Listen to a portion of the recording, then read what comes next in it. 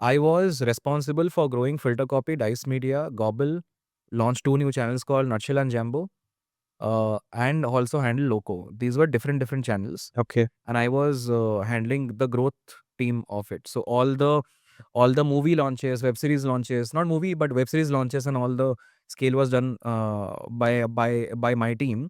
And it has just stuck with me that hey, if I ever build a company, it will be around BuzzFeed. It will be the culture will be around BuzzFeed. Okay. Sorry to interrupt you. You spoke about growth.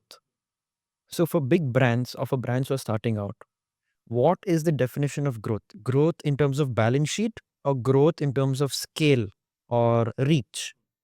That's a good question. I'll just simplify. So growth as a function or a culture was not existing in India.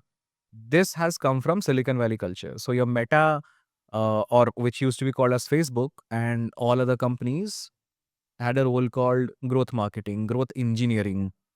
This was never in India. India always had a marketing team, digital marketing team, Exactly. etc., Very etc. basic.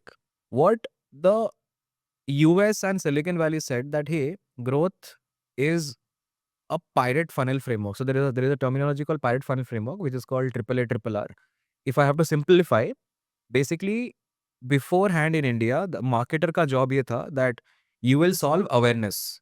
Awareness in the sense getting to know about the brand. Getting to know about the brand, Right. exactly. Marketers were not responsible for getting the app download, making sure app is also getting registered user. Traditional marketing. Correct. After the user has registered, make the user take an action on the app, then make the user pay a payment, then make the user retain on the app, then make a user repeat on the app.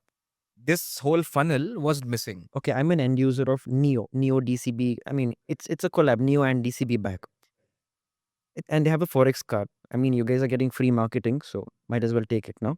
Because I'm very happy with what I'm receiving at this point of time. So this person, the agent, I don't know what you call them, he came to my house, doorstep, he opened the card in front of me, he linked the card to the app and literally did everything for me. Because you spoke about end to end, and this is what brands are doing today. Right. DCB Bank wouldn't do it. Correct. It's Neo who's taking the initiative and Exactly. doing this. Exactly. And I So want, I yeah, think it's a beautiful example. So basically, what could have happened in the back end is the growth team might have put these agents to do that particular action, Mm. so that in their PNL or in their Excel sheet, it is not looking that you have just installed the app. The person has come to your house and completed the whole step. So now it's looking that you are a confirmed user. This is the growth functionality. This came to India, and every team has their own philosophy. So a dating company has a philosophy of scaling male to female ratio in a certain area. A fintech company has a different thing. But essentially, it's a full funnel marketing. That's what the simplification is in around growth. Growth in content is different. What I was talking about is growth in product. Right. Growth in content is how do you take product philosophies of growth and put it into content? Should I upload a content tomorrow around finance, or should I upload a content tomorrow around geography? Who will decide that? What is the data model to decide that? What is the logic and reasoning model to decide that? How a thumbnail should be created? If you have ever done YouTube, you will see YouTube Analytics. Right. It's a tool. Right. YouTube Analytics is very rich, and very in-depth data. No creator I have seen making actual sense out of it. Mm. Now, how do you use those data to take an action or to take a decision? Should I zoom in my image in my thumbnail or should I not? Should I use a blue color or not? Should I look into the camera or should I look right? This is called the growth culture in content. In content. In content. But that also has to translate into balance sheet also, right? Because Now how we will long come can to you, the third part. yeah, So abhi tak what we were talking about, there is what zaruri hai wo? correct. So again, I'll just go back to that funnel I was talking about, right? There is awareness, activation, and then there is something I forgot: revenue, referral, and repeat user or ऐसा कुछ है. Which is what? There is revenue-led growth, there is activation-led growth, there is awareness-led growth. Whenever we are talking about revenue-led growth, there is a different team. It's called a monetization team. If you are a content creator, you might have your manager whose job is to make sense of content to commerce. I invested this much amount of money in production. This many amount of views came out. How many deals I'm getting? Should I just do deals? Should I convert into a course? Should I launch an app? But if I launch an app, I will put more money. How will I recover that money? There is something called payback period, which is how many days or how many months you're taking to recover this money. And it can be with anyone. It can be with you folks as well. So let's say you did this podcast. You run this podcast for, let's say, 6 months. You have a certain production cost. Most of the creator miss there is a cost called time cost as well, which is if you would have invested this time in consulting someone, if you would have made 50,000, you technically made a minus 50 because you put time here. Yes. How are you recovering that as well? So you might say, hey, I'm running a parallel service agency somewhere else. I make 1 lakh profit there. I keep 50,000 in my pocket. 50,000 I rotate the cash and do this. Beautiful model. Right. But at least you should be aware that how am I making sense out of that? Majority of the creators, I have never seen a creator at scale making sense of that content to commerce or revenue just by YouTube AdSense. It doesn't work. You might be making some 300 million, but your YouTube AdSense will be sitting at what, 5 lakhs, 6 lakh. And it depends on the format. Podcasters will make more money because the length is more.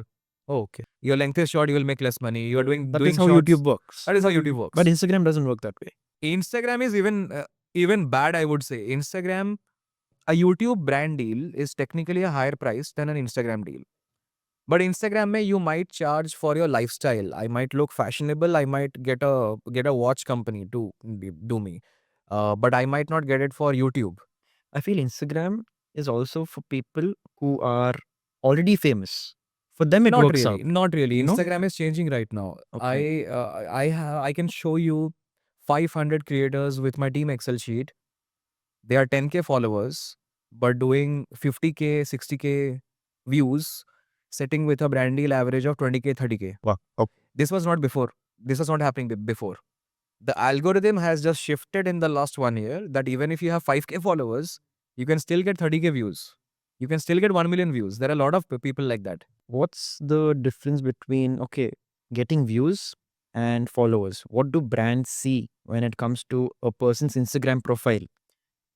Whether do they see his views or do they see his followers? That's a great question. And why that is a good question. I'll just tell you. I have been grappling with this with a lot of brands. Yeah, I really want to know about this. Not only me, so many people, they see views. I mean, come on, man, follow. What's wrong in following? I'm getting 20, 30K views, but just click that follow button. No, I don't think that is the right way. I'll tell you what is happening, and that is weird. Yeah, I really want. In the last 1 year, Adam Mosseri, who is I think the chief product officer of Instagram, came on public and said that, hey, we are noticing a shift in the algorithm, which is the followers and views have no correlation.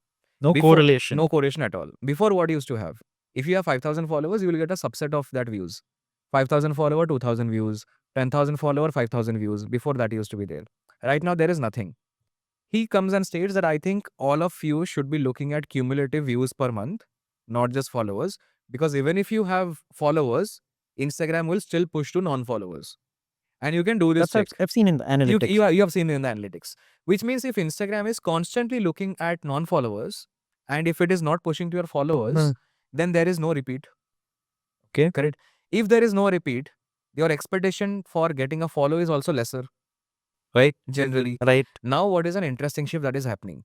What I'm noticing is all the entertainment category people, the chances of getting a follow has become lower. Okay. All the people who are doing extreme subject matter expertise content, the chances of getting a follow is higher.